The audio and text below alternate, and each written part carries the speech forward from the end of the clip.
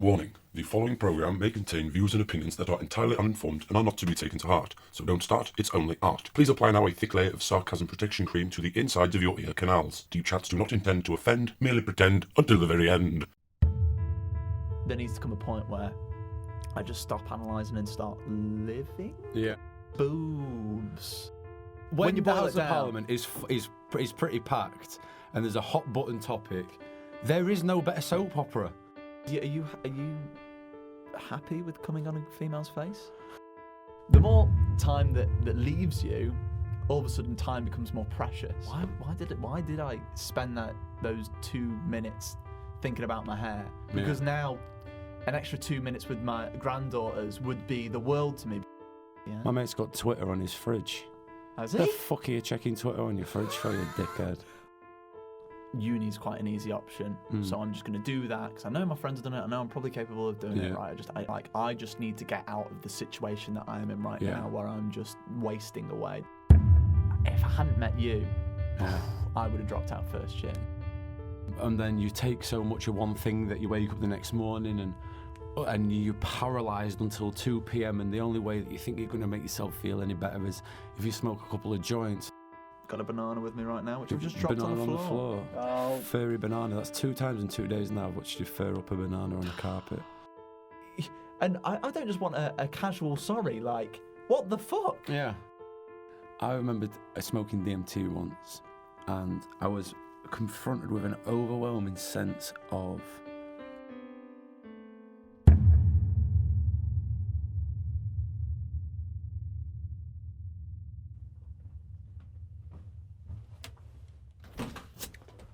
welcome to the first Deep Chats podcast.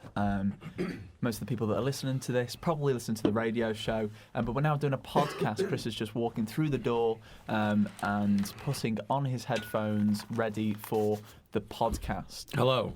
This is how informal it's going to be, this podcast. It's going to be much more relaxed than the radio show, and because of that, we can go further into topics, and we can actually do deep chats instead of attempting to do deep chats. Yeah, and just being a bit silly and wacky. Yeah, but I mean, we can talk about whatever we want. Yeah, that sounds good. But yeah, sorry, this new format of the podcast is not just going to be me and Chris. I'm going to spearhead it a little bit more and do interviews with different people, but Chris is going to come every so often, like a Joey Diaz type character to Joe Rogan, but this is going to be better than Joe Rogan. In better shape than Joey Diaz as well, I hope.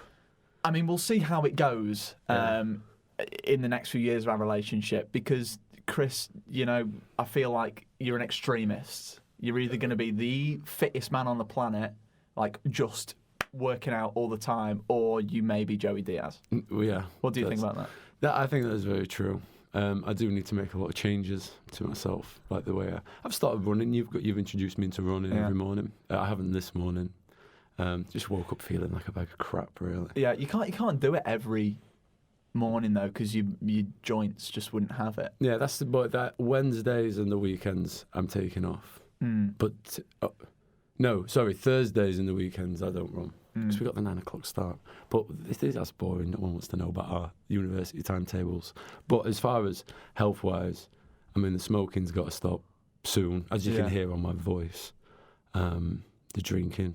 It's because I'm not a big drinker, but when I do go and drink, you go for it. Go for it. Why do you think you go for it instead of going at that sort of 3rd pint area, going, you know what, I'm happy at 3 pints? I think it's just the way that because maybe when I first started drinking, when I was in my teenage years, it was very much a mentality of someone's got an empty house for the night, and you will just buy like a 3-litre bottle of Frosty Jack or White Ace or something like that, and you would just hammer it, and you would just drink and drink, and the aim is to just black out and make a dick of yourself, and that's the which reason I've managed to do consistently. And that's the reason why you get all your mates together to hit that aim, and it's also partly like it's a camaraderie there as well. Yeah, and there's a lot of release of pent up sort of sexual stuff at those house parties. I remember as a kid, because that was the time when everyone was out of school, and there's people that you wouldn't see outside of school, and they're just in this house, so there would just be loads of drinking, and everyone would just end up getting the kit off, and there'd just be people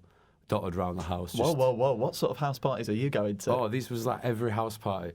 Wait. Okay, so talk to me about the first time you went to a house party. Do you remember the first time? The first time? No, I sort of remember there was a very long stretch when I remember when it first became a regularity. I couldn't tell you when my first ever house party was, but I remember when we were. I think I might have just turned 15, and there's a little village near my place called Barnborough, and we go up there every weekend because this girl's mum was just cool with it, or she like wasn't in.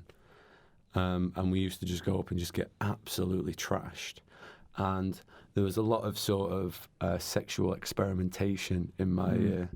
A lot of girls were sort of toying with being gay.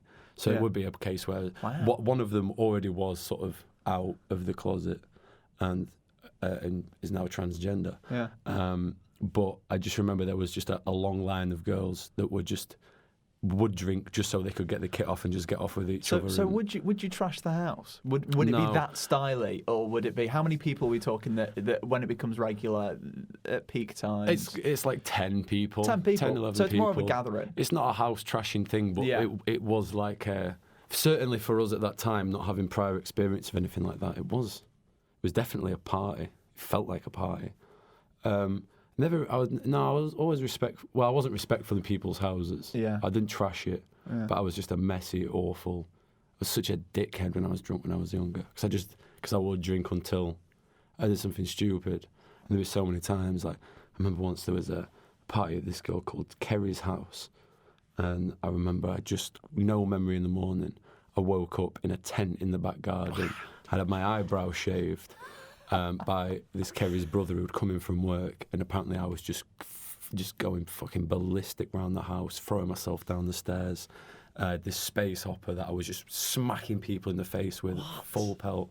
And there's a video of me like face down in the garden, and he's just smacking me with the space hopper. See, I don't think I've ever got to that point, or I could really, because that sounds to me like complete loss of control. Like in everything, but I think that's what I was after. But I never lose complete control like that.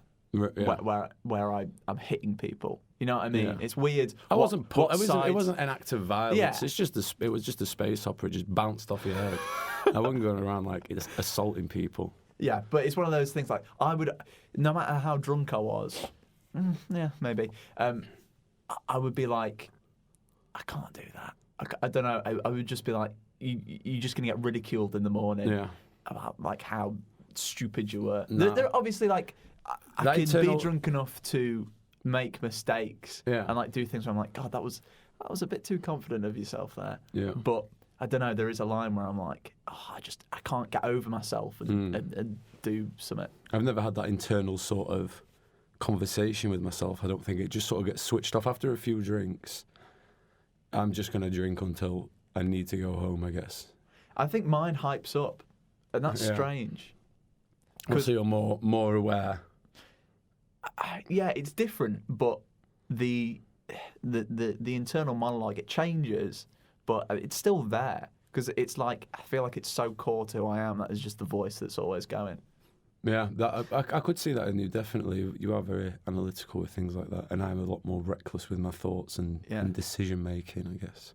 And yeah, but it would change. It would change the nature of the thoughts. And I think a lot of it is the intensity of the drinking. It's like if it's maybe a few casual beers throughout the day, but I do remember it always being like just doing whatever we can to get as drunk as we possibly can off of this X amount of alcohol. So it would be just like swigging just out of bottles of vodka. Just pure vodka, just trying to get, not bothering about the taste or socialising while drinking. Really? I'm going to get absolutely battered until I've got no more booze, and then see what happens for the rest of the night. See, that's crazy, because I would like drink in excess because of the people there, or like because it would be again a camaraderie thing, a friendship building thing, a memory building thing for us to do something a little bit out of the ordinary and get hammered. Yeah. That would be my kind of like motive. But to just be there, not socialise, and just hammer the alcohol, it's like it's something that you would see like a depressed person doing. Yeah, it was. Like, do you see what I mean? It was a lot to do with anxiety at parties, and a lot of it was to do with sort of. I always used to float around friendship groups. I never really had a set group of best mates until I was a lot older, and Yeah, it was an anxiety thing because of like who am I going to talk to? We're going to be floating around all night, and then a lot of it will have been a lot of sexual anxiety as well because we're going to like 15, 16-year-old, and all you can think about is just we just want to just. Yeah, I want to come on your face. Yeah, we can say that now. We can say that. Yeah, I want to come everywhere, and proceeded to for years. Are you happy with coming on a female's face if they like it? Yeah, but I'd rather not. That is another source of anxiety because when it does happen, I mean, I'm sure it's very satisfying for them, but there's no feeling like I don't really. I'm not into the whole I like to be in control. Yeah. I'm quite dominatrix. Yeah, exactly. Yeah. But dominating. I don't know. It just doesn't like if we're gonna have sex. Why should you're building up to that final grand moment? Why would I then pull out and then just have a wank and then hold it? Yeah. Yeah. Because sex is better than wanking. Yeah. That's like cooking ribs and only eating the bone. Oh, I like that metaphor. Yeah. But back to the house parties. So you're putting your trust in alcohol and saying this will give me confidence and make me better in these anxious situations. Well, for me, when I was experimenting with alcohol, it was like I don't like this is something that I'm not too sure what it does. Obviously, I know what other people's experiences of it were and have been through media, but I'm like, okay, I'll take it slow because I don't want to make a dick out of myself. Yeah. So it's weird that you'd be like, I trust in this. Boom, I'm down in this to get through it. Whilst me, it's a bit more like tentative and going, well, I'll try it. I'm no pussy, but I'll try it a little bit, little bits, and see how we go. Which is, I mean, awfully mature for a man of my age. It was. That's very mature. I don't think I had any friends like that. Maybe I did, but I just. It's like, what are you doing, you pussy? Come on. Down in one. The whole... But it was probably that decision by me was born out of a different type of anxiety. Yeah. Of just like, of like sort of what could I'm thinking about what you're thinking what could happen when you're drunk. I'm thinking what could happen when I'm sober. Yeah. Yeah. That's deep chats. That is deep chats. I guess I've sort of continued that. Yeah. I do still get shit-faced when I drink. I don't really have a moderation with that sort of thing. You've had nights where you've got 3 pints in and then maybe not by your own choice, but you've been like, oh, I've just got to call it a day now. And then how... But like if I... Did you feel, when that happens, are you like, God, I wish I had that extra 2 pints. Yeah. See me to bed sort of thing. Yeah, definitely. And it's like, I know if I go and play golf... and there's a 19th hole, like a clubhouse bar. After a game of golf, if it's a full 18, I would like to have a pint because I've just been walking for 5 hours, sometimes 7 when it's me because I'm fucking dog shit at golf. Even though alcohol actively dehydrates you. Yeah. It's mad, isn't it? It is, but it's just the refresh. It's like that, I have earned this pint. And then it's like, and then as soon as I have that pint and put it down, the headache starts to come. No, it's like, I'm going out, or I'm just going to sit at home and get pissed because that is just like, that's made all my decisions up for me. Oh. Like that first sip of the pint, it's just, and then you finish it and it's like, I wish I could have it. It's out of my control now. Can't do anything about this because I've had the first. Yeah. So the only mistake you need to make is the very first sip. Yeah. And then, it's all of a sudden. And then everything in my mind is just like, but we could just get the boys over to the pub tonight. Yeah. Yeah, I was supposed to play golf today, actually, this morning, but I'm glad I didn't know because I'd probably be in the pub by now. Yeah, that's it. Yeah. No, but it is funny because that's a funny thing about alcohol as well, is that, it gives such an illusion that it's going to hydrate you. And it's, you know what I mean? Or it has some sort of rejuvenating qualities. Yeah. And I suppose it does in the short term, but then, But that's more of a recognising the taste. It's not really how it's hydrating you. Otherwise, but it is slightly that. The Foster's adverts and stuff like that, what was it? Good call. When they're in there, they're on the beach and the only thing that they're hydrating themselves with, it's a Foster's, mate. Yeah. You know? Do you know they don't even sell Foster's in Australia? It's brewed in Edinburgh. Really? Yeah, it's just a marketing gimmick. You go over to Australia and ask for a Foster's, they'll fucking just laugh at you. It's I've been sold a lie. You have, mate. So that means the two characters aren't actually They're doing not the advert actually from sat Australia. there. Yeah, no, they're actually both from Edinburgh. No, Yeah, that's And they Edinburgh don't- seaside. They don't have they don't have an answering machine which No. they go. Yeah, this just connected to every man with a problem with his girlfriend, or every man at a wedding, Yeah. every man at their in-laws. But there's no dramas when they're about. No dramas. No, yeah. Bye, Jiff. No dramas. Badgie smugglers. I remember that one. Yeah. Yeah. Yeah. Foster's is fucking dog shit anyway. Yeah, it's not my favourite. It's the cheap one though, so it's the one that I always go for. Is it the cheap one? It's not always the cheap It is one. in the pint pot. Yeah, in the but pint pot. It's £2.60 is the cheap beer. That's not the pub for me. And you have to drink pints out of a pot as well, which is annoying. Yeah. But yeah, see for me when I have a pint singular. Yeah. Usually after that pint, I will get a bit of a headache because I'm not pissed enough for the sort of numbing effects of alcohol to Yeah. take place. But then especially if I haven't drank water before that, then the dehydration sort of headache comes into play. I do find it very, very interesting how sort of hyper aware you are of how things affect you and how things make you feel and what you need. I really don't have that. Like, I don't really. It's not that I don't like get headaches, but I don't really like feel that like illnesses that much, and like I don't feel painkillers effects on me, and I wouldn't know, right. Oh, I've had 3 coffees today. That's what's making me feel like this. I'll just think, I feel like shit.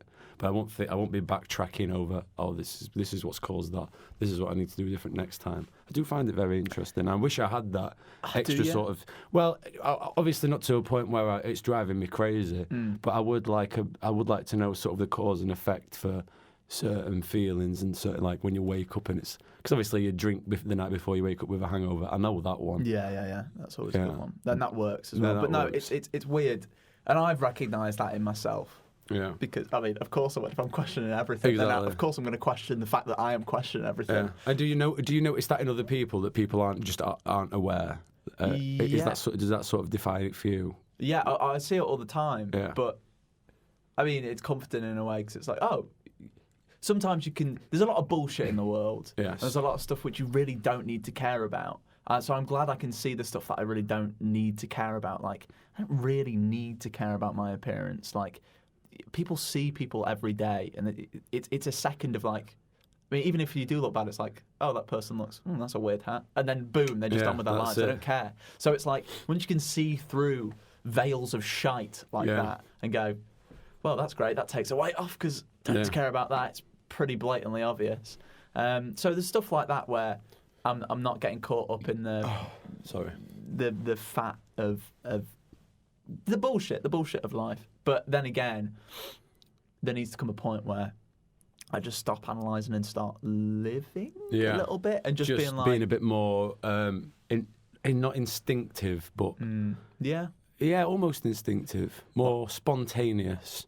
Yeah. And just going with something just to see what would happen instead of already trying to plot your route to the end goal. Just be like, oh, well, this is just a fucking new adventure. Let's just see how this chapter unfolds. And that is probably the reason why radio has attracted me, because I know I need that in myself a little bit. And this is why I'm starting this podcast when I haven't really got the logo sorted out, because I just need to put myself out there and see what happens and trust in myself that I'm going to, work something out. Yeah, a little bit, instead of just going, right, okay, we need to get the logo sorted right.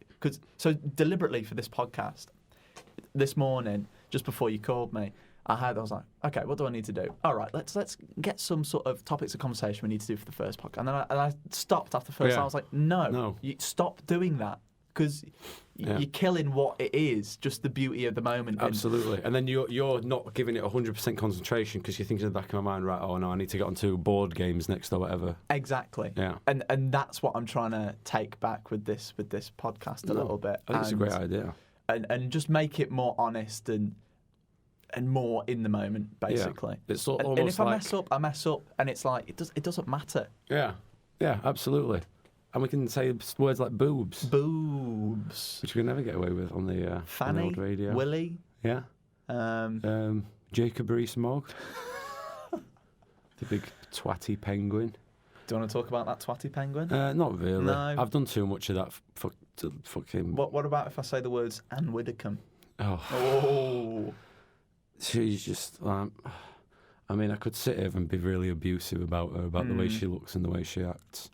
I'd be no better than her then. What about But she is just a nasty person. Douglas Carswell? Is that going to tip you over the edge? Douglas Carswell. Oh, scrub up on your politics, mate. He was the first UKIP MP when he was he? switched from the Conservatives. Oh, He's I got did quite a not big know that. gwig jaw. I'd Big probably jaw. recognise him if I saw him, but I thought the name does not would. ring a bell at all. Yeah. Oh, well. Well, yeah, it's not something... I'm honestly now more not involved, but I'm more interested in America now.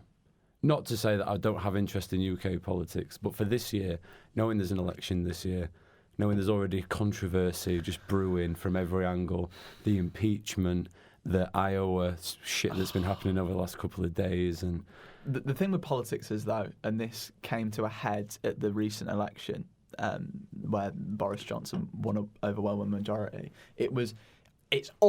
I do find it so interesting because it's the top level of decision making in the world. Like, it is so interesting. this is the power. This is everything. Yeah. This is the way. They're the government because they govern Yeah. our lives. Exactly. They govern everyone's lives. This is the direction for everybody's future. Even the little things that change, they're going to have knock-on effects and repercussions into other spheres. And you might not recognise that, but a little decision may, in a different community, have just decimate a community. And everything has a ripple effect. I think that's something else that I'm learning. So that community, think how many people that they'll know outside that community. You know, maybe have a conversation with those people, and then, I don't know, maybe bring their mood down, and then they go to the shop and they don't say thank you to the shopkeeper, and then it consolidates his hating of his job, and everything just goes in cycles, and everything is kind of interconnected. Yeah.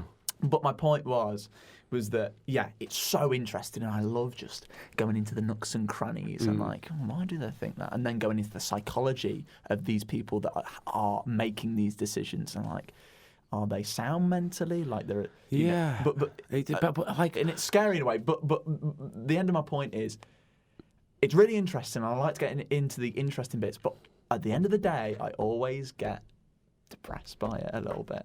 Absolutely, it does. There is no, and I guess that's sort of part of the news.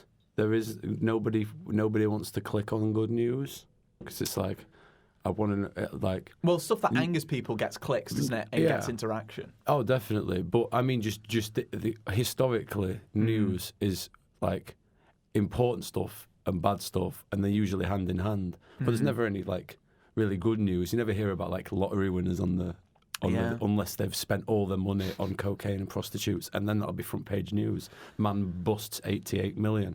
No one knew he got the 88 million in the first place. Yeah, and so news will always be depressing because it's just the. But I think it has. I think it's good that it is, because we're in a point now where people can choose their medias, so they can just be surrounded by good news, by pictures of puppies, and then they don't have a real sort of perception of the world. Yeah, they don't have a reason to get involved. But that's damaging, because if they don't know about what's going on in the world, then they don't know about the bad things, and then you have no, things can never change for the good because you're just kept in your little bubble, and you're not. Well, that is it. It's bubbles. You're not having a stake in what happens in the world, because if you don't know about the news, then you don't participate in politics, because it's like, well, I don't really know what happens there, and it doesn't really affect me anyway. Yeah. It's like, well, it definitely does. Yeah. Every decision, every MP you elect locally, and every vote you cast has an effect on your life, undoubtedly. Absolutely. But I was thinking a couple of weeks back, I had it on my phone, but my phone's gone at the moment. Dare I even go into that subject? But I noted down how I think everybody should be forced to watch the news. Yeah. Because that's.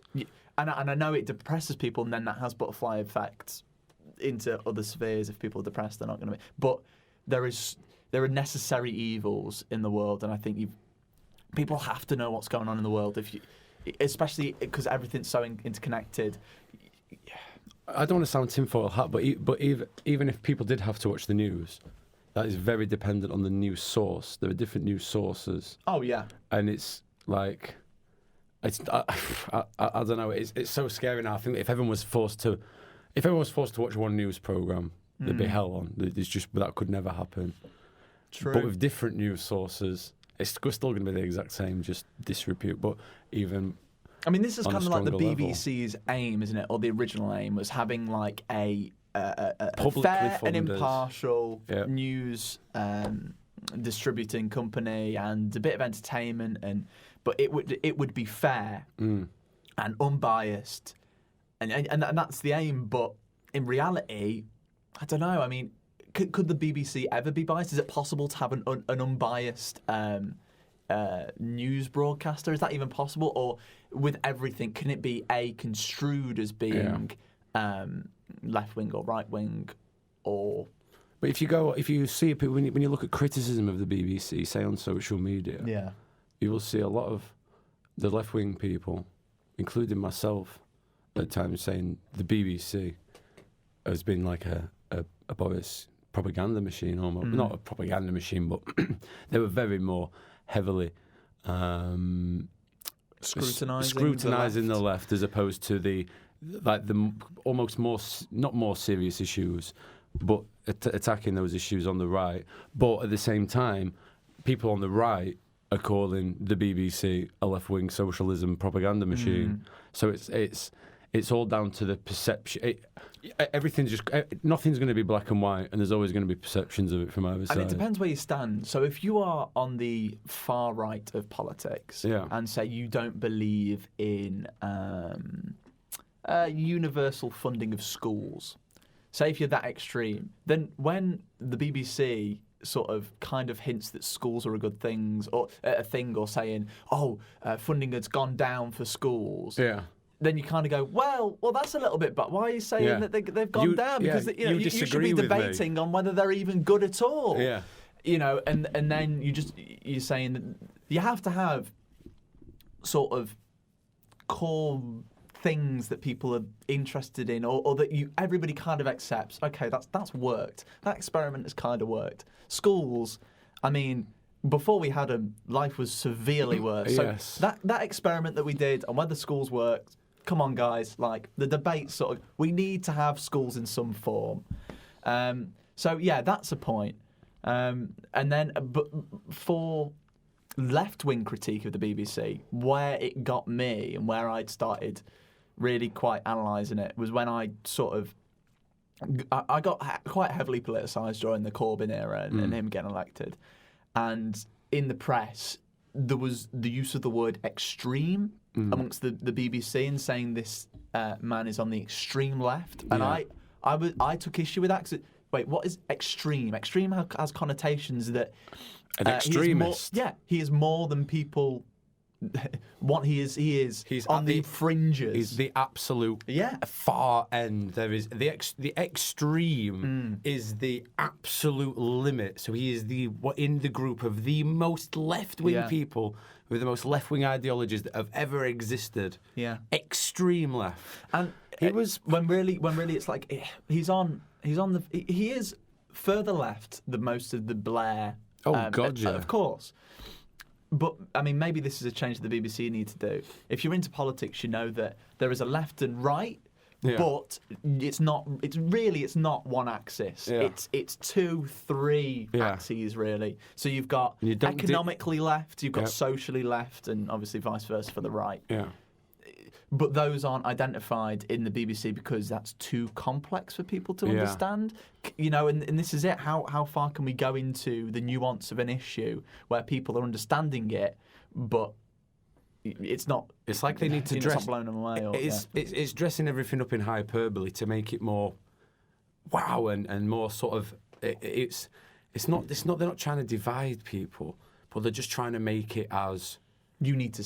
They're just. It's like almost not trying to create friction, but trying to make it the most spectacular clash it can be between the left and the right. It is going to be the hard right and the hard Brexit and the extreme left and the pow. It's like robot wars. Yeah, and I think that is sort of, you're right, I think, but that has come from like Parliament in a way, in the terms of the ways in which opposition leaders or whatever they talk to each other. So, for example, PMQs, Prime Minister's questions. The whole way it's set up is you have one party predominantly on one side, and then directly opposite is the other party. It's made for confrontation. That's it. Staring each other in the eye. Across a dispatch box, you've got a bit separating you, and everybody's packed in, really close. You've got a referee in between, literally like a tennis umpire, going, your turn to shout at them, and now you can shout back. Yeah, and they get up. They've got all their tribes people behind them, and then they are blasting and with every good point they make, there's a from their side. It's like a sport. It's so when the House of Parliament is pretty packed, and there's a hot button topic. There is no better soap opera. Yeah, it's so real, and it's so like, and no matter what side you're on, there's going to be someone on your side there. And you're going to be supporting them, and you're going to be hearing back from the other side, where you might not normally hear back, but you're hearing back because you might just agree with the people on Facebook and whatnot, and that might be the time you hear the other side, because there's lots of stuff from when I watch it sometimes, and there'll be Tories that say stuff, and I'll be like, do you know what? Yeah, you got a point. Absolutely, yeah. So is it a good thing in a way that? No, I think it's done in the wrong way. I think it's way too mob mentality. Yeah, it is, and the sheer, it's very childish at times, and they're just a little, they're very sneery, but doing it dressed over, using the words that you should use, when really they're calling each other dickheads a lot of the time and say, well, you just stop lying. But they must dress it up as, I believe that the right honourable gentleman has been disloyal on this topic for... I think that's right. I think that they should use parliamentary language because, But it's the way that they use it, and the pettiness and the back and forth, and then everyone be like, yeah. How well can you, how sophisticatedly can you call someone a dickhead? Without getting pulled up on it. Yeah. And then when you do that successfully, and you go, I don't know, throw a McDonald's pun in there. Yeah. Like you have called someone a dickhead and not focused on the actual topics. Yeah. But it sounds good. Burko was good at that as well in the posh put downs. You are the most snivelling little rapscallion, or this, using these long words you never heard before. Yeah, I miss Burko. Well, I do, but when I woke up this morning, he was trending on Twitter because of the bullying allegations. I like him for the drama. That's what I like. Yeah, I like him. I do like him. But I do think that this is sort of a... he hasn't been... there's been something submitted about him bullying that they're investigating. But that's an ongoing investigation that's not been sort of proven yet. And it's getting so much more press time than a lot of the actual pressing issues that are happening right now. When is it... when is it innocent until proven guilty? It's like, you're right, you don't really need to cover that until we know. Yeah. Like, the allegation's been made, but... why are you saying the allegations being made? What are you trying to... And it's about bullying in a political environment. Admittedly, if he was maybe racially abusing someone or being sexist or homophobic, but if he's bullying someone, you're a politician in the British Houses of Parliament. There is bullying. Yeah. Have you not watched the thick of it? You know? That's what politics is like. Yeah, Alistair Campbell was... True. But that's not to say it shouldn't try and be better in the future. But what I take issue with is when you report an allegation. Yeah. But the press know that as soon as they report it, people believe it. There's so much more weight to it. The natural thing to question when an allegation has been released is you go, do you think he did it or not? Yeah. And then all of a sudden this person is guilty, kind of, before they have been proven guilty. Guilty until proven innocent. But as you say, there are so many more pressing issues where we know the answer. Yeah, the facts are there, the numbers are there. But exactly.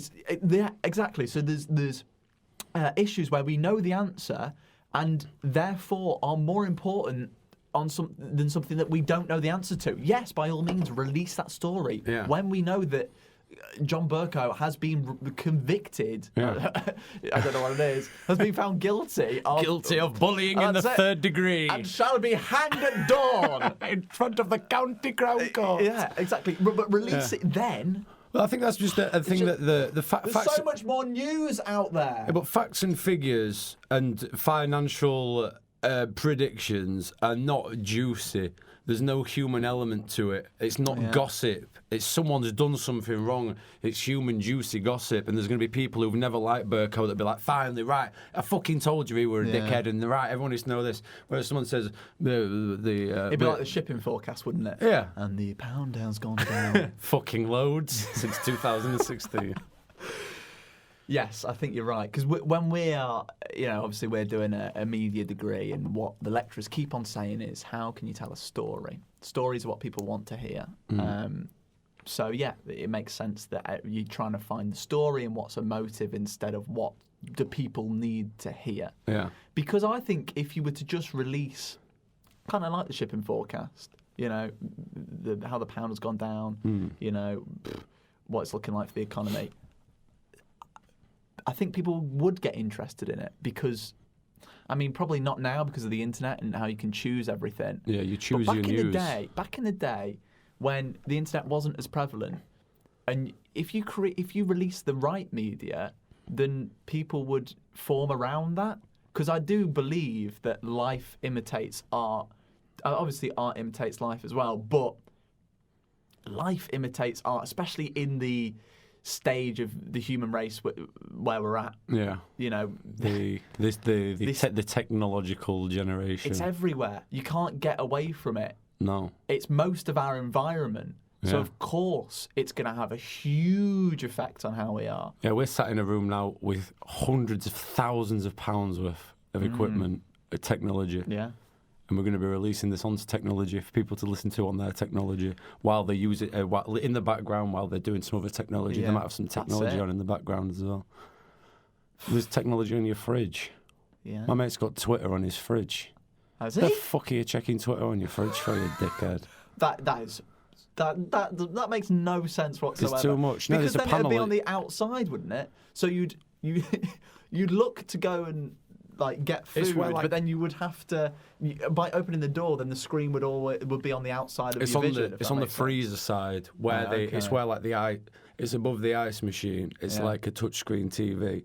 It's got YouTube, Twitter, Facebook, iPlayer, all that shit on it.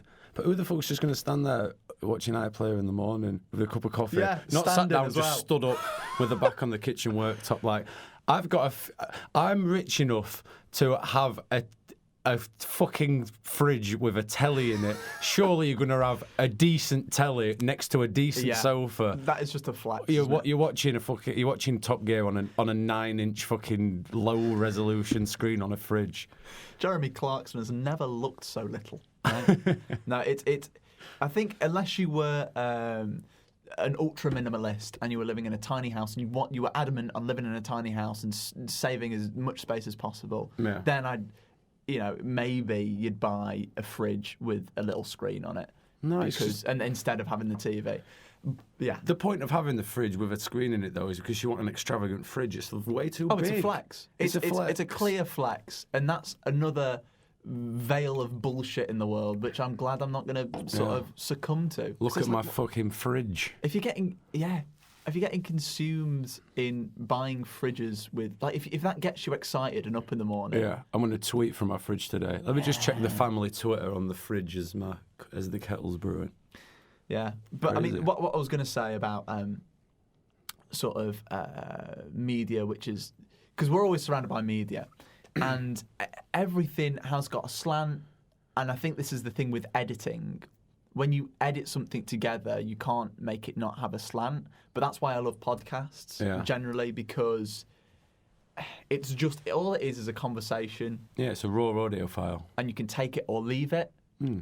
And it's not like podcasts claim to be this sort of hub of knowledge. Like, it's literally just a conversation where people just chat a lot of shit a lot of the time. So that's why I love it, because I can always take it and leave it, and then take the bits that I like, Yeah. take the bits that I don't like. I don't have to believe in this wholeheartedly. It's just two different people. Like, they're not the same as me, so naturally I'm not going to believe in everything that they say. Yeah. But like, I take that. I resonate with what they've just said. Maybe I'll take that. That's a good way of thinking about it. And then that's another point to why I love podcasts, because I'm just soaking up all the knowledge, especially like intelligent people. For one, you're sucking up that intelligence in a way, because they're telling you what, how they get through the world, and that's great, because I'm just a bit of a whore for that. Yeah. But then, I love old people podcasts sometimes. Somebody that's lived, like hearing somebody who has lived a life. You are undoubtedly going to get knowledge from them. Absolutely.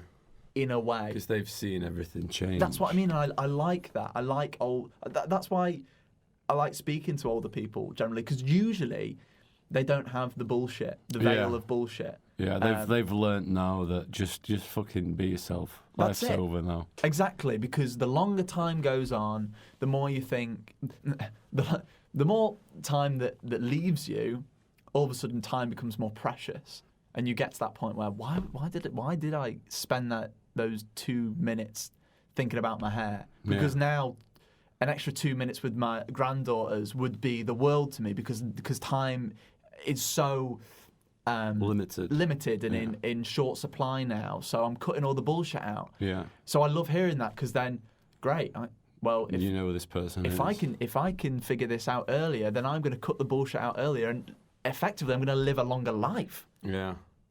So that's why I like it's very it. true. So it's sort of cutting out the sort of artificial part of life, almost. Like just the sort of the wall that you put up, like putting the makeup on of life, like they're putting the mask on. Yeah, almost. or the stuff that isn't. It is difficult. Worrying about.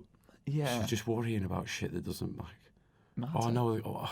I'm going out with him tonight, but his mates are going to join us. I don't know the mates. How am I going to? Yeah. Just go fucking talk to them. Yeah. They might be your mates within 5 minutes. You don't be sat there fucking checking your phone every 2 minutes and wondering when they're going to fuck off, or like when you're going to be drunk enough to talk to them. I think I regularly ask myself the question, like, am I going to regret this, in a sense? And that's difficult to carry around, and I think that's something that I'm starting to push against. You need to. Because you can't. I go too far into it, and all of a sudden I'm regretting every second that I'm not spending building a profile for deep chats, or doing this or doing that. Yeah. So that's why I've got into meditation quite a bit. But I do ask myself sometimes, like, wait. Is your old self going to be like, what the fuck were you doing? Yeah. Why didn't you take that chance? Why didn't you at least try? Like, now time's in such short supply, and I wish I'd have done more with my life. I feel that now, though. I feel there's large sections of my life where looking back, it's just like, you wasted so much time worrying about all this shit. What's the point? Like, you could have really done something. Or why did you fucking just go down a certain path? Would have been so easy not to. Yeah, and that's one of the reasons I'm back at university. Yeah, because I did look back on my first stint at university, which was just a fucking sex, drugs, and rock and roll. And it was like, well, you've really had a fucking chance then. That's what. Do you think it's too late now? No, that's why I'm here. This is. But I was there a point where you were like, oh, I've done the uni thing now? Like, is it? Yeah. Yeah. Should I go back? I did 5 years. I didn't know I wanted to come back to university until I think it was November of the year before we started. So it was only like I just submit a UCAS application. That was me as well. Yeah. Poorly, because I just. Oh, did you hear that on the mic? We've just been interrupted by Christopher Pollard's stomach when it was getting all so deep. I had a Joe Fraser. Who's that? Big Al Fraser. He's an Italian bloke who works down there. Alan Fraser. But yeah, I did a similar thing where I was like, right, I think I want to do radio. I think I want to do something like that. So right, let's just look up courses with radio in the title. Okay, Salford. Media City's there. Oh right. okay, it's kind of getting a bit late now. I just need to send this off, and I know I need to do something with this next year. Uni's quite an easy option, so I'm just going to do that because I know my friends have done it. I know I'm probably capable of doing it. Right? You've done education before. You did it. Yeah, you know what I mean? yeah, exactly. And at that point, I was quite low, and I was like, I just need to get out of the situation that I am in right now, where I'm just wasting away doing nothing. No purpose. Because I'm thinking. But so basically, I took a gap year. Yeah. And in that gap year, I was like, okay, in this gap year, I will figure out who I am, what I want to do, and then I'll go for it. And I tried, I did things, I did like some time at Alton Towers, and then I had like a 6-month period where I didn't do anything. Yeah. And that is such a long time. It's fucking awful. And it's so lonely. It's so much fun for 2 weeks. Yeah. And then it's like everyone else is on a different schedule to you, and you've got to wait. So you might as well just work in that time because there's fuck all to do during the day. But what I didn't work. No, I just sat and was like, 6 months is the longest I've gone without a job, and I know exactly what you mean. It's just fucking skull crushing. Yeah, exactly. So I was just like, I had a chat with my sister. She sort of saved me in a sense because she came over and like, Ben, I love you, but you know, I've been here before. What do you need to do something. Like, I'm going to push you because I know this is the best thing for you. Yeah. What do you want to do? And then she just sat at the computer with me and she went through it, and I was just like, yeah, you're right. I need to get out of this rut. I need to do something. So then I just took a whim coming here. And to be honest, it was a gamble. And if I hadn't met you, I would have dropped out first year. No, cutie. I do understand. And it's not. I'm not saying I could see that in you in the first year. Yeah. You were very unhappy. I could tell that.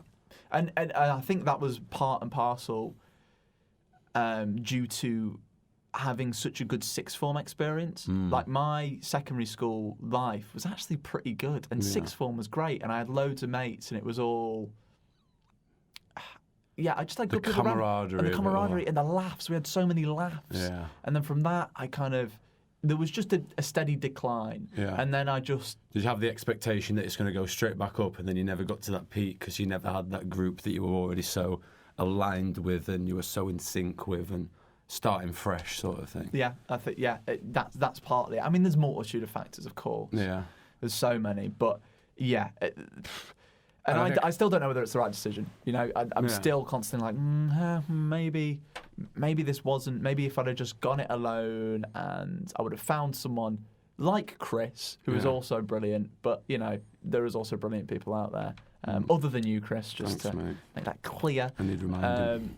So I was thinking, maybe. But now I'm at a point where, like, you're here now for the next year and a half. Let's commit and let's just try and make the best of it. And those other paths you could have gone down, you don't know what they would have been like. So you are here in the present now, in this universe, in this parallel universe with all the other fucking parallel universes. So just relax. Yeah, I'm so appreciative because it's we're here. It's 2 p.m. as we're recording this. If we've not gone down this path, we're not going to be sat in this studio just chatting shit. We'll be having to work, you know. We'd be doing documents, or we'd be filing this, or we'd be tightening a screw on this, or whatever. And we'd be earning. But look at this fucking place, man. It's unbelievable. We're Media City. I'm so grateful to be here because it is an amazing opportunity. But I do know what you mean at the same time. Sometimes it's just like, why the fuck am I back at school? Yeah, and it's like, if it fails, I'm like, 27 am I going to hate myself? So it's like, why did you do that? Yeah. But you can't live life like that. You what happens, and you choose to either enjoy the process or not enjoy the process. Make the best of the process that you could have. Yeah. Well, I've done the dropping out thing once, and I did completely eat myself alive over that for years. Yeah. Proper years. What was that like, that in-between period? What, the in-between universities? Yeah. So after that first time you dropped out... It was 5 years. That's such a long time. You changed so much in 5 years. Yeah, I really did. I needed to, too, as well, because if I'd have gone straight back, I'd have just dropped out again. I was too concerned with having a good time and getting off my face. Yeah. Not even having a good time, just sort of doing what I can to to just hide all responsibility for a while. Very scared of obligation and stuff like that. And it was just a lot more fun to go out and chase girls and get in a mess and sort of see what happens. Like busting through my student loan in weeks in the casino and it's part of you like that was bloody fun though when that happened. It is now. Yeah. Now that I'm back here, there were years where I got with this girl at university as well, and I was ended up living with her, and she went out for like 3 years. And then when that all finished, that whole chapter sort of concluded, I was like, I can't think about university ever again. Like I've just buried it away. That was just not a memory. Now because I thought, right, that's it. That was my chance to do my dream. And now I'm either in a call centre or I'm in the warehouse or whatever. I completely lost my train of thought then. Go on. So the period in between the universities. So I was like, they were not memories I would ever have, and if someone brought it up, I'd be like, oh fucking. But now I'm back at university here, and the lad who was integral to that Leeds life. We do look back at it. I went round to his a few weeks back, and it was one of the first times we've really been like, can you remember that time we stayed up for like 3 days. Cocaine off a midget's bumhole. Not quite at that level, but there was. Queen did it, didn't they? Yeah, what, Freddie Mercury? Yeah, I swear Queen had an infamous cocaine and cocaine. There's and small people. There's the party. class divide. That is. Do you take cocaine? Do you Coke, sniff mate. that cocaine in? Coke. And a bit of chang. But yeah, so you look back at. I have looked back at. But you look back and you go, at least you've done it, and it's like at least you've seen that. That the grass is not greener necessarily. It was so formative, unbelievably so. I learnt so much. You only learn really through failure, and that was the biggest failure of my life so far, and it was rock bottom, and it was the pit of my health, and it was so broke I wasn't eating for like 3 days at a time, and then when I managed to like scrounge some money off my girlfriend, I'd like spend it on like MDMA instead of food and stuff like that. But now I've done that, and I've got an opportunity like this where I'm older and I'm wiser. I can see that in people that they're going to go down that path, and I can warn them of that, and I know what it's like, and there's only one way. Like you don't live like that and then maintain the normal life on top of it. It is all consuming once you get into the thick of it.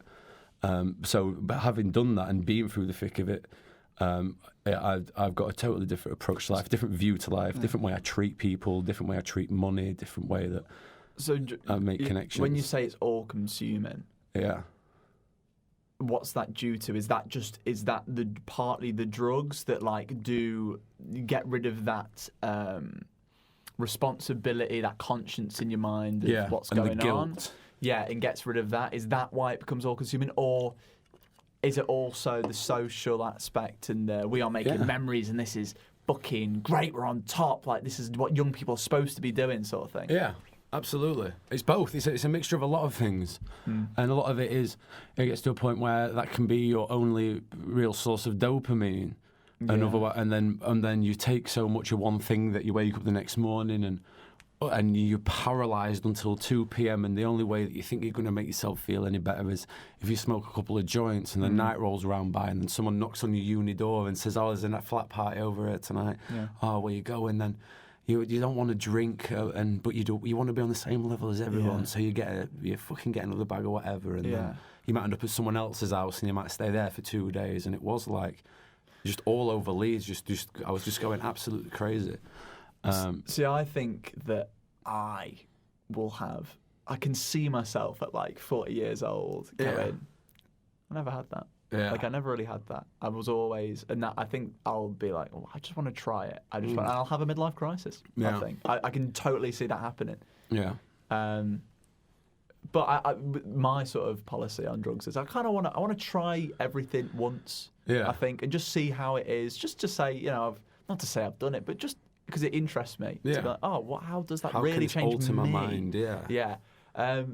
But yeah, for me, if I were doing that, if I were never stopped moving, never stopped finding something to change me. My head would just be so scrambled, and I like the feeling of being in control and having a clear mind. But if I did too much, I don't think I'd be able to keep it up. No. I don't know whether that's just how I am, because I'm like I'm not. I think I'm a sensitive human being. Yeah. When it comes to substances and in a lot of other ways. Yeah. So I think it would scramble my brain too much, where I'd fall into a depression way earlier than other people. Right. The responsibility conscience thing in me guilt is too high, and I'd be like, I can't do this anymore. It's too But I don't know a point in my life where I would have been like that. Yeah. I'm like, you've not really had the ease of access or the right environment with the right people, because a lot of that was just, we're all 19 and we've got all these numbers of these drug dealers that have just been given to us outside, and let's just do it this one night, and then you have a great night, and then that's it, everyone's a drug addict. And then I drill down even further into that, and I think, okay, why is that? Okay, let's look at childhood, because childhood is, all my experience up to this point. Yeah. Okay, so because drugs weren't readily available, I live in the countryside. I'm not going to get them. So I have lived almost like 18 years of my life in a certain headspace with my chemicals, and they've stayed at that point. So that's all I've known. So if I were to scramble that too much, it would be so otherworldly in every aspect. I would literally have a different brain that I would be wanting to grasp back onto to how it used to be, if that makes sense. Yeah. I've kind of lost my train of thought there. No, I do understand. Shouldn't have smoked that spliff before I came in, eh? And had that line of cocaine. The cocainium, yes, it's prescribed for me. But it's all drugs. We're balanced. Everything's balanced. My life is a balance of. I'm not saying, well, I'll take crack in the morning and I take some LSD to balance it, but it's literally like I can't talk to people unless I've had a couple of coffees. I don't feel good unless I've had. Well, it's not that I don't feel good. I feel depressed if I don't have my antidepressants. Yeah. I need my nicotine rush just so I can have that moment where it's almost like I've just because I've got the cold air blowing in my face and it's just me and that cigarette and I can think, and it's just a breakup of whatever I'm doing. And every now and then you just get that synapse that fires off in your brain. Go have a cigarette, treat yourself. And it is just a balance that if you drink too much coffee, you end up smoking too many fags, you feel shit the next day.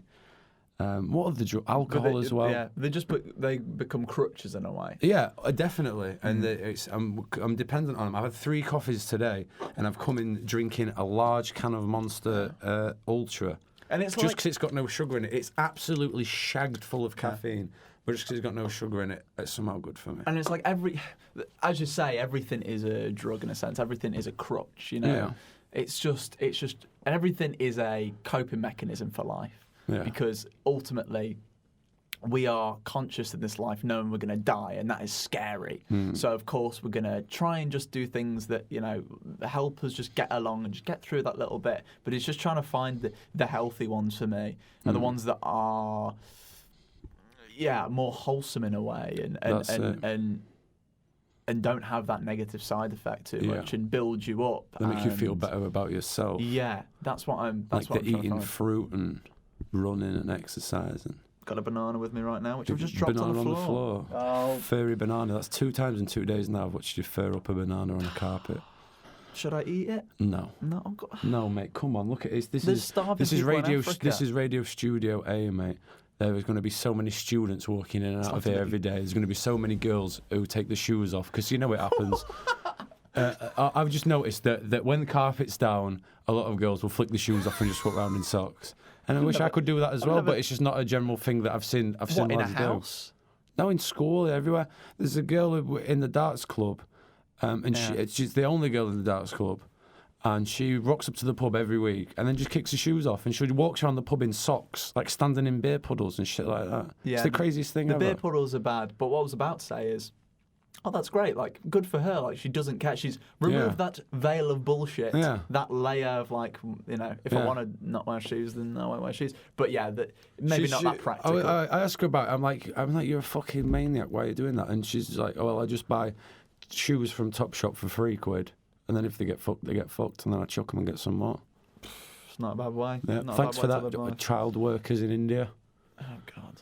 Anyway, let's not get into anything too depressing. The good crutches that get you through life, the positive addictions. So I, during the Christmas period, realised that I needed to make changes in my life because where I was at right then was just not up to my standards. Like, I've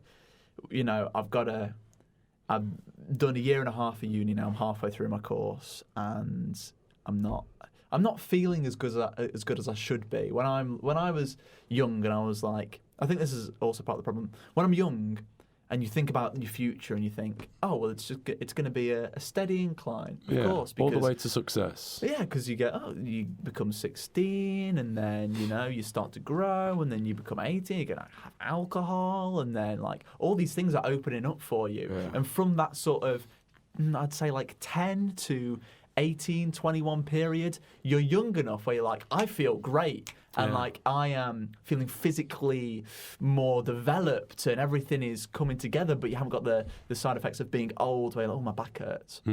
You're in that sort of malleable but fit stage, and then you kind of think, well, it's kind of, the trajectory is positive. And is inclining, so that's what life is going to be like. But it's not. But I still believe that it is going to be like that. But there are going to be troughs in between. Yeah. But each time after the trough, I'm going to come higher than I was before. Yeah, it just depends on how hard you work at it, isn't it? Yeah, but that's where my sort of my thinking about life comes. Yeah, I'll have the troughs, but I'll always be better after. Yeah, because use I'll them be to older, motivate, and I'll have more knowledge about it. But then I need to. What I'm realising now is I need to keep that knowledge, so I need to write down stuff, or else I will forget it.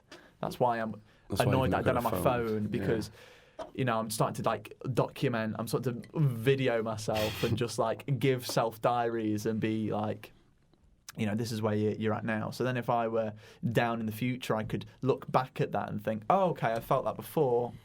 Great, now I'm going to come out of it because I don't have that. I don't really have that part in me that wants that. I don't want to know my feelings. I wouldn't want to reflect on them. I think it might just be because it's just this point in life where it's just been a bit shit recently. But I definitely wouldn't want to document my thoughts and go back to them, and then reflect or like record myself talking about how I'm feeling, even though that's exactly what we're doing right now. But I will struggle to listen to this a lot more than if we did when we do the Daft radio show. This is going to be a struggle for me to listen to. And that's part of the reason that I felt like I had to do this, because when you're doing something like Deep Chats, the radio show, it is such a two-way thing. Like, it is both our babies in a sense. Yeah. And to make a good show, especially a radio show where you don't have enough time, you have to be having fun for a little bit of it, because I know you're at your best when you're happy and we're both fun. in our comfort zones in a regard. But you naturally, or whatever, do not want to talk about that stuff, because sometimes I just don't want to, and it's unfair on me to put that on you, because it's just because I'm different, and that's just naturally where my head goes. Yeah. So, but this is the new thing I'm trying to do with this year. Yeah. I'm trying to be more honest, and I know that you wanted to get that with me a lot last year. I think the whole of Deep Chats has been just me thinking that I don't know, at the very start, me thinking that I've figured stuff out, and then me like, oh, why don't you think that? Why don't you think that? I did this especially when I was young. Like, I thought I could see further than other people, and I was like, you're doing stupid things. Why are you doing that? Just think of it like this. Yeah. You're an idiot, when life is so much more difficult and complex and so... Yeah, you never know what's happening in person B's head. You don't have a clue. And there's no right way of living. So it's there are wrong ways of living, but there's no right way of living. Yeah. I mean, you don't want to be like a heroin addict or anything like that. But certainly for little things, everyone copes with different things in different ways. Everyone's got different reasons that they do certain things. Maybe someone's just having a bad week. That's yeah. why they've not given you the flash Yeah. when they've passed you in the car. Exactly. And I go, you fucking cunt. And I just like flag them off if they don't. So if I'm in a bad mood and they don't flash, You give them the I birdie. will go, I'll try and lock eyes with them. I'll go, you fucking cunt. And I'll flag them off. They might just be like... A they little might old lady. Yeah, they're like, the child could have died that day. Exactly. And I'm just going, you fucking cunt. Ruthless. And also it takes so much time to change. Like, it takes so much thought and time to do it that it's just arrogant and to really project that on someone and go, why aren't you doing this? You're an idiot. It's like, no, they just haven't had the time to sort this out yet. Yeah. Because, for example, like the example of, if you are in poverty, why would you think about saying please and thank you when you are the main priority and what you have to consume your time with is getting food on the table. You don't have time for that, and you shouldn't have time for, because the main priority is survival. Yeah. So it's like, it's not that these people are idiots. No. It's just like you haven't had the. You're a product of your surroundings. Yeah, you haven't had the time to do that yet, and like, neither should you have thought about that, because it's things take time to change. You can't just expect change to happen overnight. It just doesn't work like that. It's the assumption that, when obviously no one thinks everyone's on the level playing field, but it's people definitely don't understand how varied the playing field is until they step out of their own fucking back garden. Exactly, and that's something that happened to me in a way, definitely. Or just sort of the realization of another perspective, or I mean, I knew they existed, but it's different when you're in it, and it's like when you've upset someone as well because you've not seen. God. Yeah, that's always horrible. Yeah. Like, yeah, exactly. Me upsetting you regularly by just digging and digging and digging. When you're just like, whoa, just let's have a break for a second. But I'm still just on it, and I'm not self-aware enough to stop and just be like, whoa, maybe you're in the wrong, Ben. Maybe you should just be quiet for a second. Yeah, I know you're only sometimes just trying to poke the hornet's nest, but it's not like you've upset me because you've made an assumption about me or anything like that, or you've just been a bit callous and a bit careless with your choice of words. I don't think that's really ever happened, because you do articulate what you mean. Yeah. I know what you're always saying, what you mean, and it's never like in a nasty fashion. You're always just wanting to get more information out of me or get me to explain something a bit more. Yeah. Or sometimes I'm at a point now where I'm like, sometimes maybe I do need to be a bit of an arse. If I really want a friend to change, maybe I do need to slap them and be like, because I don't know what works best for them, but I know that I want them to be happier. Yeah. So it's like, right, do I need to? It's kind of like, you know, the very first episode of Guppy Dream that you did. Yeah. And you were like, right, it's on tonight. I've got to get everything sorted. Yeah. And at a point, I was like, which way do I go with this? Do I say, because I want you to get it on, I want you to do it. Yeah. So I was like, do I go, yeah, you'll do it, mate? Yeah. Or something that is extremely hard, am I honest with you and go, dude, that is really fucking hard. Yeah. I don't think you're going to do it. Yeah. And I remembered saying that to you, and I was like, and I knew what reaction that would get. Yeah. So I was like, I don't think you can do it, because... And part of me was like, yeah, it's a big probability that you're not going to do it, because it's a very short amount of time to get all this done. And you did it. Well, to a degree. It wasn't up to scratch, but... Yeah, but... I wasn't in the right place, I remember you saying after, you were like, I'm kind of glad that you said that. Yeah, oh yeah, definitely, because you use things like that to motivate you. There is no better driving force than anger and revenge. Yeah. And it wasn't revenge. It's petty revenge. It's revenge on a verbal level. Like, but it's nothing like, I'm going to smack you because you've said that. But it's just like, well, let me fucking show you then. And that's why, like, I think, again, as I'm going on, I think this is why I'm trying to be more honest with people. There's a way of saying things, but I do think honesty, you know, in the right context is good. And to spare people's feelings is helping them possibly in the short term, but in the long term, they're going to be like, why didn't someone slap me and tell me to do this? And I felt that before. I feel like that quite a lot. So that's why I like to surround myself with kind of more honest people that will tell me if I'm like, and I think that's a responsibility of a friend. Like, if you're doing something wrong, you've got to tell your friend that they're doing it, because ultimately you want them to be a better person. Yeah, and you're enabling that bad behaviour or that trait. Exactly. So that's what I'm trying to change. Be more honest, but obviously, there are time and places for these sort of things. Yeah.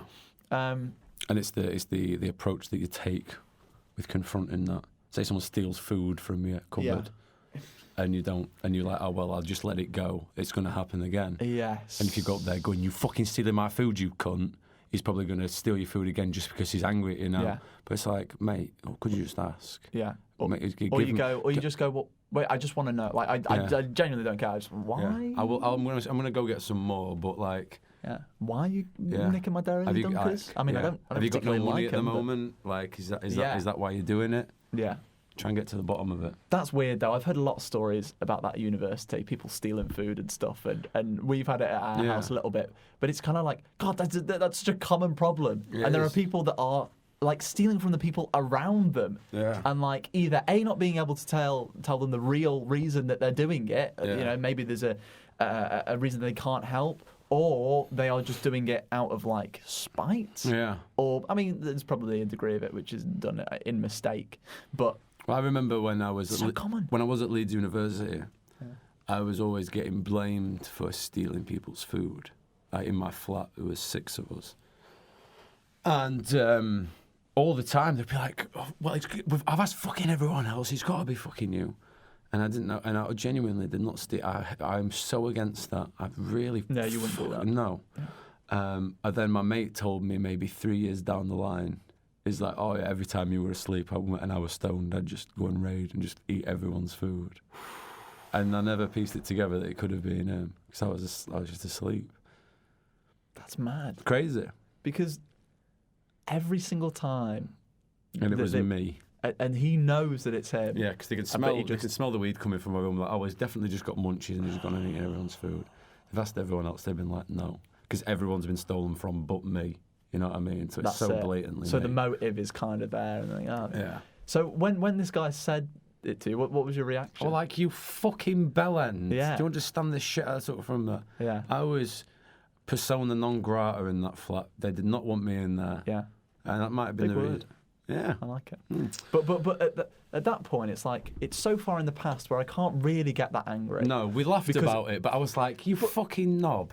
But it's like, I mean, I shouldn't be happy with you here. No matter what time frame has passed, I'm not doing it because I'm not getting angry because I know it's like, well, it's completely done and dusted now, and I don't really know those people anyway. So it's like, you besmirched my name. But like, really, the other part of me is like, I should be really fucking angry with you because were you not conscious at that point? Yeah. Like, and I don't just want a casual sorry. Like, what the fuck? Yeah. Like, and it's like, by me not having a go, is that going to mean that you can screw people like that over in the future and go, actually, no, it's okay, because what I'll do is I'll just wait 3 years. Until they've cut all contact. After they can't really care about it, and then I'll tell them, and then I'm let off scot-free with doing horrible stuff. Yeah.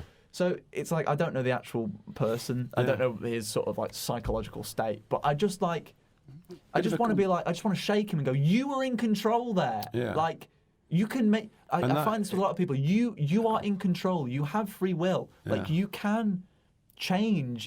Don't back yourself into a corner and say that you can't change. Say that everything's open for whatever. Everything's open for my use. Ways of thinking, I can use that if it's going to make myself better. So it's like, I'm not going to back myself into a corner and say, I am this person, I am this person. I'm just going to take what's good and then just go with that because that's going to lead me to the best life. Big fat tangent. Yeah. Sorry, mate. That's what this entire thing's been, though. It has. I've liked the level of honesty, though. Yeah. It feels good to not be... trying to make everyone laugh. Yeah. Feels good to just sort of get this out. I'm going to my first therapy session today, so this is going to help out. Yeah? Do you want to talk about that a little bit? Yeah, well, I did a bit of family trauma last year. Like a few pieces sort of concurrently within a fortnight. But it's all. I'm on the up and up now. I really don't know what I'm going to talk to her about. Yeah, but that's it. I think it's going to be more deep-seated old shit than recent stuff, because the recent stuff's come and gone now. I'm not really I'm not really sad about it anymore. About like the passings or hospitalizations or anything like that. I'm just happy you are making new, healthier habits, because that's what I again try and boil it down to. It's kind of a lot of it's just habits and routines. You get into habits and routines and ways of being, and then all of a sudden you are that person. Yeah. It's like, that's why people say, like, I think speak it into existence, or even if you don't mean it, say it, because eventually that just becomes what you do, and then kind of who you are. Yeah, I remember I was this is the podcast. I remember smoking DMT once, and I was confronted with an overwhelming sense of me being because I was going through quite a bad period at that time. That was like not too long after I dropped out of university, maybe a year after. And I had a real moment where I was just like, I'm just the nastiest person. Like, I'm a liar. I just had a real meltdown. And I was like, I just need to start being, I'm going to make a routine to just start being nicer to people. And not like friends or family, but interactions, paying for petrol, asking where something is in Morrison's or something, just interacting with strangers.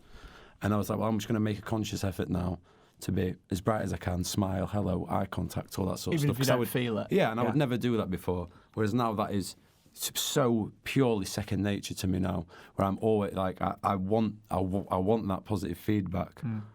And yeah, it's weird. You start a routine, before you know it, that routine is just who you are. And I've been doing that for like 6 years. And you're just a better person. Yeah. So DMT is dimethyltryptamine. I didn't even know that. I hope that's bloody right. And it's one of the main chemicals in ayahuasca, which is like this sort of tribal drink. I don't really know where it originates from. It's made from like the bark of a certain tree in the Amazon. Yeah, and that is supposed to give you the most insane epiphanies.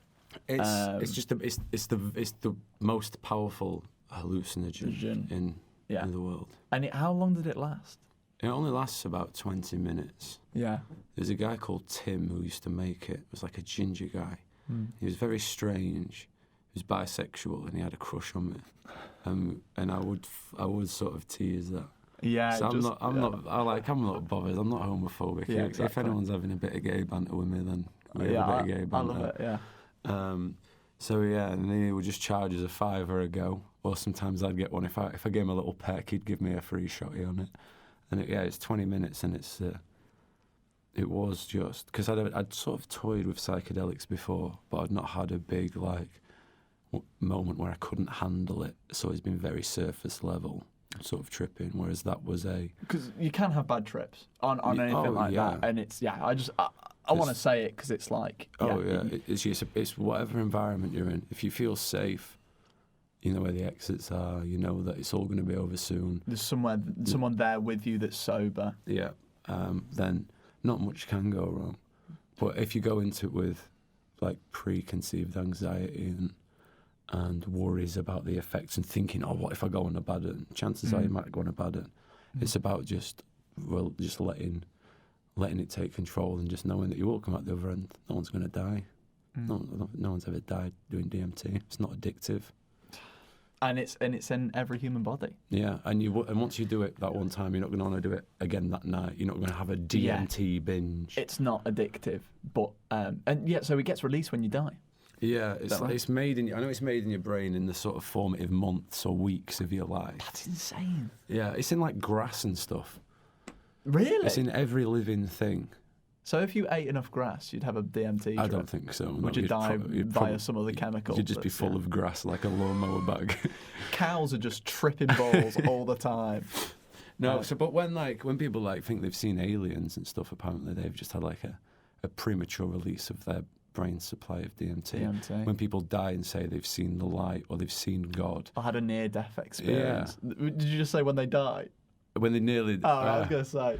And when they die, and then they come back and say, honestly. I might have said that. But when people say, like, yeah, I saw there was a woman, because the thing is with a DMT trip, you can't, if it's an intense one, you're not going to, you know that what you're seeing is the most beautiful, undescribable thing ever, and then you sort of forget about it. But I do distinctly remember one of the first times I did it, there was like this woman, like a stone woman, and she was sat on top of this fucking huge wall that was all like wooden like cogs that were all turning and fitting and all this sort of stuff. And if I had not... In immense detail as well. And the colours I've not seen before, shapes I've not seen before. If I wasn't wary of the fact that 30 seconds ago I'd smoked something to have this effect, if I'd been hit by a car and then I saw that, I'm believing in God. Yeah. I've been to the gates of heaven and I spoke to the fucking guy in charge to let me through the gates, and then I've come back and now I believe in heaven, I believe in God. It's weird because... I've listened to like stories about DMT and podcasts and stuff, and there is a talk of like a unified. There are things that there are trends, is what I'm trying to say. In terms of visuals that most people see, so this mother type figure telling you what to do. Oh, really? Yeah. If you look at DMT art. What's that, sorry? DMT art. So just art's related to DMT. Right. A lot of the time there are like, they're visuals which most people get, and it's like, I can't really describe it. It's almost like an optical illusion. Yeah, of like fractals and the curves and stuff like that. You'd have to look it up if you'd want to see. And that's really interesting, because then you chime in stuff like phrases like Mother Nature came to mind when you said that. And if people are having these visions of there being this matriarchal figure that is telling you what to do, it's like, that makes sense, because, well, how did that phrase Mother Nature come about? Like, it seems two random things to put together a little bit. Yeah. I don't know. And then why mother? Like, and then you can go deeper into that and think about religion, and when you talk about how you saw God, was religion birthed by this chemical, and then if it was, why do we have to have this chemical on Earth in the first place? Why does it exist? And then you do go, just by the proof of it existing and it giving these feelings of God, does that mean there is a God? Because Summit put it on the planet, didn't it? It's crazy. Or is that just manifesting in everyone's heads because they expect that when they trip they may see this crazy higher power, sort of say? Potentially, but I think people do see the same things without that knowledge. I know for a fact a lot of it was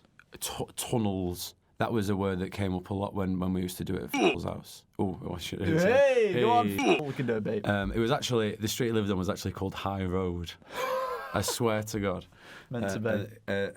And there was a lot of tunnels and really thick, warm lines outlining these crazy colours, and it was so like, they looked so soft and just, it's the crazy, it's so mind-blowingly undescribable. It's beyond words. And like you type in like the DMT art or the trippy art, and you sort of get a feel for it. But when you're actually moving through this scenery, and it's always adapting in front of you, and it's like one of them things where I remember the first time I did it. I went on the Talk to Frank website to look it up, and they were saying it's the most illegal, sort of shit. And then one of there were very few little side effects, if not one bad side effect, that said you'll be thinking about your trip for like the next 2 weeks. It will be sort of all you can think about, and it is so true because it just shattered my perception of everything else. Like, where I was thinking like that all happened in my head, and I'd never had an experience where something was so powerful and so immersive that I had to close my eyes and enjoy it, because I'm very busy and I'm very and just to sit there for 20 minutes and just be like, just transported to this absolute alien land of alien landscapes and textures and sound. Not sounds, because it's not an audio thing. It's all visual. You can talk to someone while you're at the peak of the trip. You can be chatting about what you're seeing, but it's too overwhelming to even consider it. I used to sit there and just go, oh my God. oh my God, that's all I could say. And then after about 15 minutes, you can open your eyes when it's not as intense and the effects are still there and they'll be imprinted on everything you're seeing. So we'd go and like lay in the back garden and we'd all be staring at this tree that was hanging over. And then almost at the same time, like a gust of wind would catch it and it'd bend over and we'd all go, oh! Yeah. And like we all thought like hands and arms had grown out of it and were coming down. It was like a giant spider. And it just, and that stays with you for like another 10, 15 minutes. Do you wish you'd done it at a different point in your life? Or do you think at that moment that was the right time to do it? I think that was. I would have been a lot more anxious at a later point because that was when I was at my peak of not really giving a fuck about my body or my health, or all I wanted to do was just party. I just left uni. I've got a job. I'm getting paid. I've got $1.5 grand in my bank to spunk every month on whatever I want. And it was like, right, it's just a free for all. We'll get to Phil's house. He had a drum kit, a piano, electric guitar, a bass, an acoustic, a ukulele, like a xylophone, and we'd go around there on like Friday nights, get it all set up through GarageBand. There'd be like 15, 20 people there, and we would just jam all night, just recording these things. These are on SoundCloud still. Yeah. And it would just be if you weren't playing instruments, you were there to take drugs and listen to the instruments. Yeah. So there'd be this ragtag group. And they are actually trying to get back together for a jam night soon for the first time in about 6 years. Smoke. It's weird we're having this conversation. But it was such a reckless abandon of what you should be doing. It was just this is the place, this room is where we let out all of our pent-up frustration. We will just take whatever. So doing it in that environment was good because everyone was on this level playing field. Everyone was going through the same shit. Had the same sort Whereas of... if it was you and me and I'd never done it before, and we were just sort of sat in like my kitchen or whatever, I'd be very anxious about it, I think. I want someone that, because people were there who'd already done it before, so they were very reassuring. People who had not done it before, so I was having the same experience of them. It was like the perfect scenario. Yeah. All the conditions matched up well, and it was a lot of fun. When you came out of it, what was your first thought? When you fully were like, oh, it's gone now. Yeah. Like, do you remember that moment? Yeah, I remember the unbelievable sort of clarity of, because it's not like a hangover or something. So you've done the intense bit, you've got your eyes closed, you open your eyes again, you've got that sort of imprint on reality for like another 10 minutes, and then literally it's like boom, gone, and then you are completely as you were beforehand. Just chatting away, absolutely clean-minded. Just Liam Gallagher. It's crazy. As you were. Yeah. Wow. And then you just back to reality, and it's... You're not like... Because they're not addictive. You're not like, oh, I wish I was back in that DMT realm. Yeah. You know, as soon as you're back, you're like, oh. Oh, no, I remember feeling like, I can't wait to do that again. Really? Yeah. Okay. But it's not addictive in the, I need to do that again, I need to get back there. It was just like, holy shit, that was the single greatest thing I've ever done. Yeah. And I would like to do it again. That was more powerful. But I was never just like, really could do with a DMT night tonight. It's not something I crave or require. But it was like that is beyond any comprehension or explanation. It is in an absolute category of its own of any activity or thing I've ever done. That is like in the, the Top Gear cool wall. Yeah. That was in the fucking... Ice cool. That was in the little fridge they put the Aston Martin Vanquish in. What do they call that? Ice... Sub-Zero? Sub-Zero. No, it was past Sub-Zero, Sub-Zero, into the fridge. Yeah. That was just... So you said that you changed by being nicer to people generally. Yeah. Was there anything else that you noticed after the trip where you were like... Was there any ways of thinking about the world or your own bubble? Not that much. I didn't really have a dose, because I was still quite anxious about it. I was excited to try it, but I didn't ever want to get to a level where it would be one of those absolute ego death moments. Like I was confronted with, I was sort of locked in a sort of a bad place in my mind, sort of trying to wrestle these problems, but it wasn't like an absolute separation where it changes my life. It just made me think, I'm a bit of a prick, there's no need for this. but there was no actual other concrete, like, I need to start, like, this is, because there's people who have done it and been like, I did it once and I never smoked a cigarette again, or I did it once and I never touched a drink again, and it was never on that level. It was just like, I might have just been, I might have just been rude to someone that day, and it just manifested in my mind. But I do really remember that being the takeaway from it, that you are just nasty to people that you don't even know, you don't consider other people's perspectives. Because that was one of my big problems. Would you want to do it again? Or do you think, I did it and I kind of survived it and... No, I'd like to do it again, but once. Yes. Just once so more? I can see how it's different, like the different mindset that I've got now. And there's not loads of drugs underlying it as well.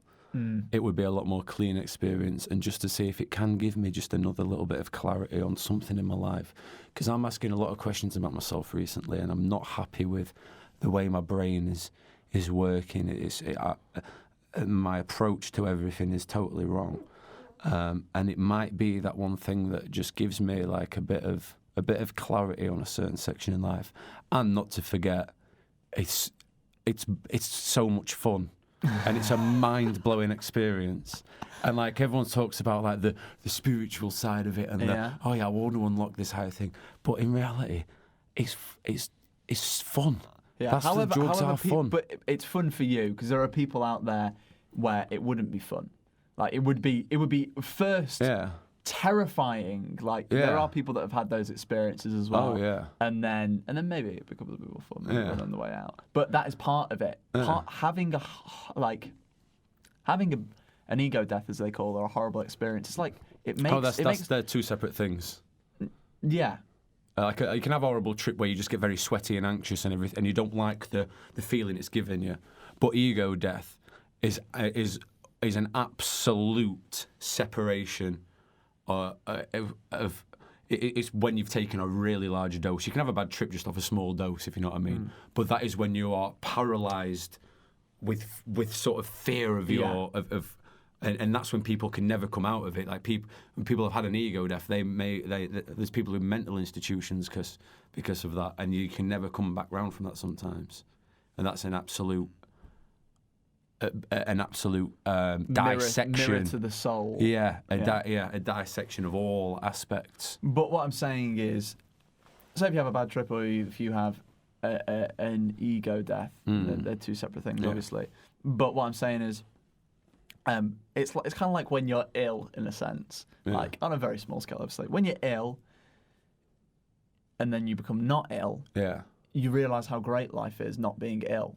So it's like, by having the bad, you therefore now appreciate the good again. Maybe having a low-level bad trip, then you go, fuck me, I'm not seeing like my face melting anymore. Like, that's good. I quite like that. Yeah, and I know that I'm glad that I know that I don't like that. I'm not going to want to do that again now. I'm not going to have that anxiety to feel the pressure, or to go through life always constantly wondering, I wonder what that would have been like. Maybe I could have done that. It can be, because I've done drugs before. I've really not enjoyed it, at the same time I've been sort of like, well, now I know. I know. That's another. And I could be put in a position later on where it's a bit more of a high pressure situation, or maybe I've had a few more drinks before and someone offers it. I could take it and have a really, really bad time. Yes. And I know now that that's off menu. Speaking of a bad time, we hope that you guys haven't had a bad time here. Oh, yeah. I think we should wrap it up. I think we should, because I really need a wee. I am desperate for a wee. Thanks for listening, if you've got all the way to the end. I feel like this was a good first step, mate. It's what I want it to be. I want it to be honest. I really enjoyed it. But just try and be funnier next time. I'm sorry. Anyway, cheers for joining us. See you later. Thank you. Nice one, mate. Nice. You like that? Okay, you like that, didn't you? Come on. It's in the bag. No, it's in the bag. And you're going to listen to this editing.